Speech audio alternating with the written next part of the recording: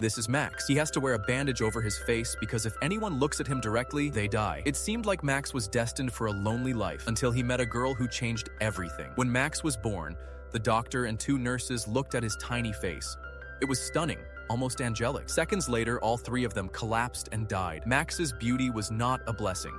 It was a curse. Anyone who looked into his eyes would smile with pure joy and then drop dead on the spot. Word spread through the town about the baby whose face could kill. Nobody dared meet his gaze again. To live in peace, Max's family packed everything they owned and moved far away. From that day on, bandages, dark sunglasses, and a green hat became permanent parts of who Max was. 16 years passed in what felt like a blink. Max grew into a young man, but he could never go to school or fall in love like other kids his age, and it broke his parents' hearts to watch. They heard about a brilliant doctor said to cure any ailment, so they brought Max to see him. Max explained everything, but the doctor found the story impossible to believe. He asked Max to remove the bandage, just to see for himself. Max quietly agreed. The doctor died right there in his office, and the family walked out with nothing but heartbreak. Since school wasn't an option, Max studied at home and grew bored with the quiet days. Eventually, he picked up a hobby, embroidery. Every finished piece got framed and hung on his bedroom wall. His only real friend was Dan, and the 2 of them spent most of their time together playing games. With Valentine's Day coming up and Max still single, he asked Dan to set him up with someone. Dan, something of a smooth talker, agreed to help. On the big day,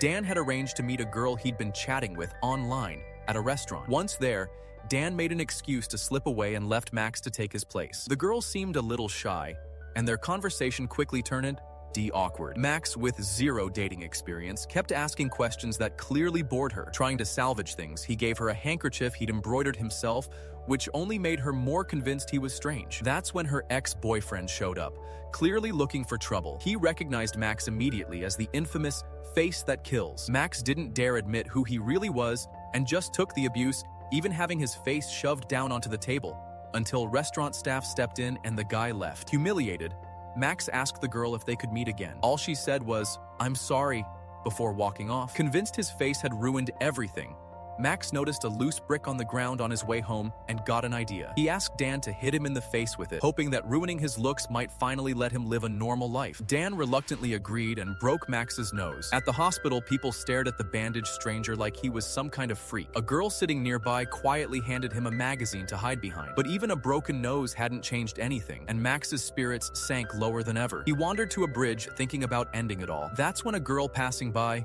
the same one from the hospital waiting room, stopped him. She told him, half joking, that he'd need a taller bridge if he actually wanted the fall to kill him. They got to talking. Her name was Alex. She brought him along to a nursing home where she volunteered her time. Alex told the elderly residents Max's whole story, and they gently encouraged him to hold on to his life, telling him that's exactly where meaning comes from. Back home, Max couldn't stop thinking about her.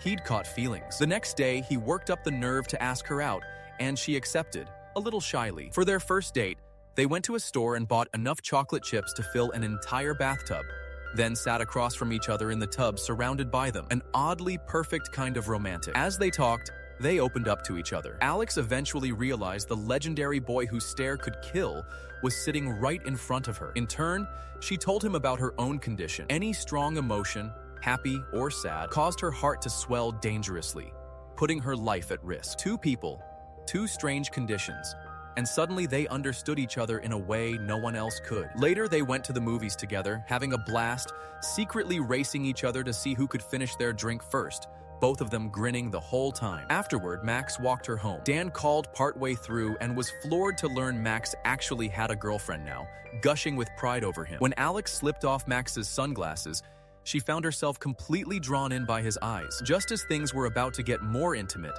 Max's parents walked in. Seeing their son with a girlfriend, his mother immediately pulled Alex into a joyful hug. Standing behind his parents was a Korean exchange student they'd brought home, hoping to introduce her to Max as a potential match. But since Max had already found someone on his own, the student left, clearly disappointed. One day, Dan invited Max on a double date, and the two couples headed out to the countryside for the day. During a small mishap, Alex hurt her hand, and Max carefully tore off a strip of his own facial bandage to wrap her wound, tending to her gently. The gesture stirred something in Alex, and her heart raced. That night, lying beside each other, Alex admitted she wished she could see his face. Max pulled her under the blanket and told her to close. see her eyes. He'd take off the bandage, but she absolutely could not look, or it would kill her. He used the strip of bandage to cover her eyes instead. She traced his face with her fingertips, feeling just how handsome he was, but never dared to peek. In that quiet, romantic moment, they kissed. Afterward, they visited the nursing home again. The elderly woman they'd spoken with before was now bedridden, racked with pain from her illness. Alex couldn't bear to watch her suffer and felt the woman deserved to pass peacefully.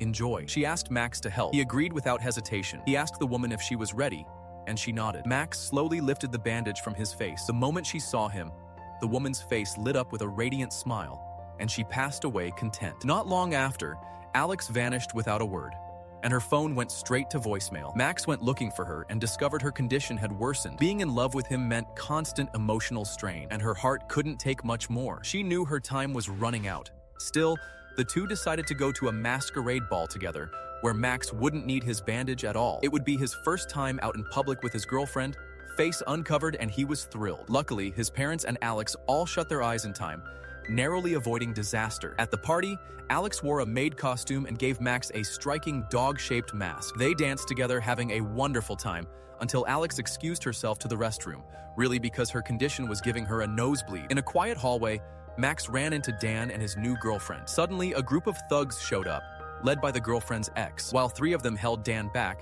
the fourth grabbed Max and ripped off his mask. The girl accompanying them stepped in front of Max, saw his face by accident, and died smiling. Another life lost to his looks. Police arrived shortly after and hauled everyone in. Terrified of meeting the same fate, the officers threw a bag over Max's head before even taking his photo for the file. With no real evidence tying him to any crime, the court let him go the next day. The following day, one of the thugs showed up at Max's door to apologize. Max opened it, forgetting to cover his face in the moment, and the man died instantly. Hearing that Alex had been hospitalized, Max rushed to see her. She'd been moved into intensive care, barely able to move. Digging through her medication, Max discovered the truth. It wasn't for a heart condition at all, but for her stomach. Alex had been lying to him the whole time. She didn't have some rare illness that made her heart swell with emotion. She had a congenital heart defect since she was 4 years old, and doctors had warned she wouldn't live past 16. She was already 17. Max didn't blame her for the lie.